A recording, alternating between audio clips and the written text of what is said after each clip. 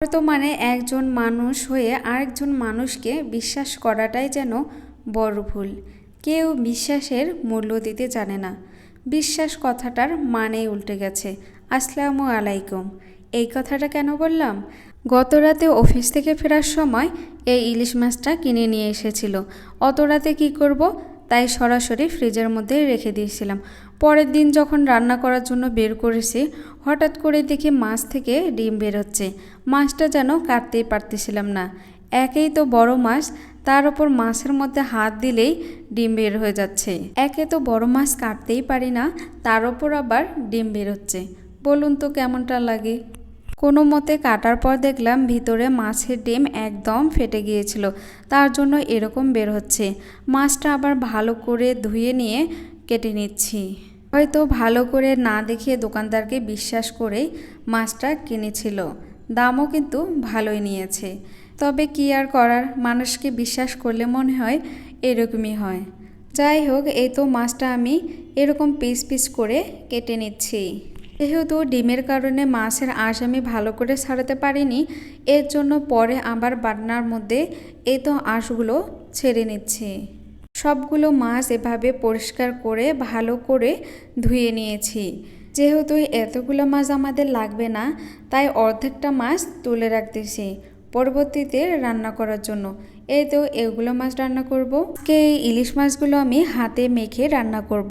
এর জন্য এখানে আমি নিয়েছি 1 কাপ পরিমাণ পেঁয়াজ কুচি আর বেশ কয়েকটা কাঁচামরিচ কেটে নিয়েছি। এখন এর মধ্যে দিয়ে দিচ্ছি 1 চামচ পরিমাণ লবণ, 1 চামচ পরিমাণ হলুদ আর 1 চামচ পরিমাণ জিরার গুঁড়া, দিয়ে দিচ্ছি তেল। এখন হাত দিয়ে সবগুলো উপকরণ ভালো করে এভাবে মেখে নিচ্ছি। এভাবে প্রায় 5 থেকে 6 মিনিট হাত দিয়ে মেখে নিব। ইলিশ মাছ রান্নার ক্ষেত্রে কিন্তু বেশি মশলা দিলে ইলিশ মাছের যে ঘ্রাণটা থাকে সেটা আর থাকে না। তো হাত দিয়ে একদম ভালো করে মেখে নিয়েছি। এখন এর মধ্যে দিয়ে দেব মাছ। মাছের সাথে মশলাগুলো ভালো করে মিশিয়ে নিতে হবে, যাতে প্রতিটা মাছের গায়ে মশলাগুলো লেগে যায়। এর মধ্যে দিয়ে দিব পানি। এখানে আমি 3 কাপ পরিমাণ পানি নিয়েছি। এই পানির মধ্যে কিন্তু মাছটা সম্পূর্ণ রান্না হয়ে যাবে এবং মাছের ঝোলটাও এর পানির মধ্যেই হয়ে যাবে। তো চুলায় বসিয়ে দিলাম। এখন ঢাকনা দিয়ে চুলার আঁচ মিডিয়ামে রেখে প্রায় 10 মিনিটের মতো রেখে দিব।